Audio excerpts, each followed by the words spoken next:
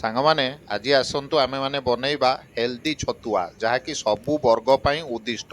ସବୁ ବର୍ଗର ଲୋକମାନେ ଖାଇପାରିବେ, ଛୁଆଠୁ ନେଇକି ବଡ଼ ଯାଏ ସମସ୍ତେ ଖାଇପାରିବେ, କାହାରି ପାଇଁ କୌଣସି ବାରଣ ନାହିଁ। ମାର୍କେଟରେ ମିଳୁଥିବା ଛତୁଆ ଠାରୁ ଏହା ଢେର ଗୁଣ ଭଲ ଏବଂ ସ୍ୱାସ୍ଥ୍ୟ ପାଇଁ ମଧ୍ୟ ହିତକର। ଯଦି ସାଙ୍ଗମାନେ ଏହା ପୂର୍ବରୁ ଆମ ଚ୍ୟାନେଲରେ ନୂଆ ଅଛନ୍ତି ତାହେଲେ ଚ୍ୟାନେଲଟିକୁ ସବସ୍କ୍ରାଇବ୍, ଲାଇକ୍, ସେୟାର କରିବାକୁ ଜମା ବି ଭୁଲିବେ ନାହିଁ। ତାହେଲେ ଆସନ୍ତୁ ଆମେମାନେ ବନେଇବା ହେଲ୍ଦି ଛତୁଆ। ତ ଏହା ପାଇଁ ପ୍ରଥମେ ଆମେ କ'ଣ ନେବା ନା ଚୁଡ଼ା ନେବା, ଏବଂ ଚୁଡ଼ା ଛଡ଼ା ଏ ଦେଖନ୍ତୁ ବାଦାମ, ଚଣା, କାଜୁ, ଅଖରୋଟ, ପିସ୍ତା ଏବଂ ମଖାନା ମଧ୍ୟ ଆଡ଼୍ କରିବେ।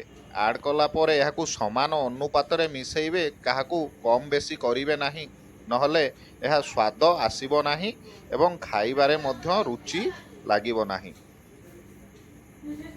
ସବୁଯାକ ଇନଗ୍ରେଡ଼ିଏଣ୍ଟ ଗୁଡ଼ିକୁ ସମାନ ଭାବରେ ମିଶାଇବା ପରେ ଦେଖନ୍ତୁ ମୁଁ ସବୁଯାକ ମିକ୍ସ କରିଦେଇଛି। ସବୁଯାକ ଜିନିଷ ଏଥିରେ ସମାନ ଅନୁପାତରେ ମିଶା ହେଇ ରହିଛି, ଆପଣମାନେ ଦେଖିପାରୁଥିବେ। ତ ପ୍ରଥମେ କ'ଣ କରିବେ, ଚୁଡ଼ାକୁ ଭାଜି ନେବେ।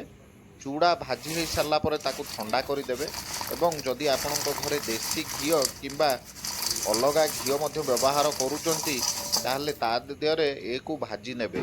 ଏହିସବୁ ଜିନିଷକୁ ଭାଜି ସାରିବା ପରେ ଚୁଡ଼ାରେ ପକାଇ ମିଶାଇ ଦେବେ ଏବଂ କିଛି ସମୟ ଛାଡ଼ିଦେବେ ଥଣ୍ଡା ହେବା ପାଇଁ। ତା ସହିତ ଧଳା ରାଶି ମଧ୍ୟ ଆମେ ମିଶାଇଛୁ। ଧଳା ରାଶି ରୁଚିକର ଖାଦ୍ୟ ପ୍ରସ୍ତୁତ କରିବାରେ ସହାୟକ କରିଥାଏ। ଏବଂ ଦେଖନ୍ତୁ ଆମେ ଏସବୁ ଖାଦ୍ୟ ମିଶ୍ରଣ କରି କିଛି ସମୟ ଛାଡ଼ି ଦେଇଛୁ, ଯାହାକି ଥଣ୍ଡା ହେଲେ ଏହାକୁ ଆମେ ଅଲଗା ପ୍ରୋସେସକୁ ଯିବା। ଦେଖନ୍ତୁ ଧଳା ରାଶି ମଧ୍ୟ ଆମେ ଆଡ଼୍ କରିଛୁ, ଆପଣମାନଙ୍କୁ ଦେଖାଉଛୁ ଧଳା ରାଶି। ଧଳା ରାଶି ଖାଦ୍ୟରେ ରୁଚି ବନେଇ ରଖେ ଏବଂ ଖାଦ୍ୟକୁ ଅଧିକ ସମୟ ରଖିବାରେ ମଧ୍ୟ ସହାୟକ କରିଥାଏ। ଏବେ ଦେଖନ୍ତୁ ବର୍ତ୍ତମାନ ଏହାକୁ ଆମେ ଥଣ୍ଡା ହେଇଯାଇଛି ଏବଂ ଏହାକୁ ଆମେ ଜାରରେ ଗ୍ରାଇଣ୍ଡିଙ୍ଗ କରିବା ପାଇଁ ରେଡ଼ି ପ୍ରସ୍ତୁତ କରିଦେଇଛୁ।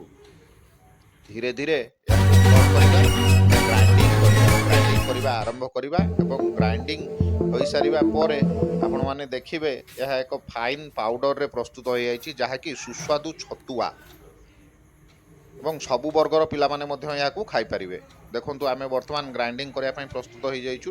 ଏହା ଥଣ୍ଡା ହୋଇଯାଇଛି ଏବଂ ଗ୍ରାଇଣ୍ଡିଙ୍ଗ କରିସାରିବା ପରେ ଆପଣମାନେ ଦେଖିବେ ଯେ କିଭଳି ଭାବରେ ପେଷ୍ଟ ହୋଇଯାଇଛି। ବର୍ତ୍ତମାନ ଦେଖନ୍ତୁ ଛତୁଆ ଗୁଣ୍ଡରେ ପରିଣତ ହୋଇଯାଇଛି ଏବଂ ଛତୁଆ ମଧ୍ୟ ଖାଇବା ପାଇଁ ପ୍ରସ୍ତୁତ ହୋଇଯାଇଛି। ଏହାକୁ ଆପଣମାନେ ଅଧିକ ଦିନ ରଖିକି ଖାଇପାରିବେ। ସବୁ ବର୍ଗ ପାଇଁ ଉଦ୍ଦିଷ୍ଟ, ସମସ୍ତେ ଖାଇପାରିବେ, ଛୋଟଠୁ ନେଇକି ବୁଢ଼ା ପର୍ଯ୍ୟନ୍ତ ସମସ୍ତେ ଖାଇପାରିବେ।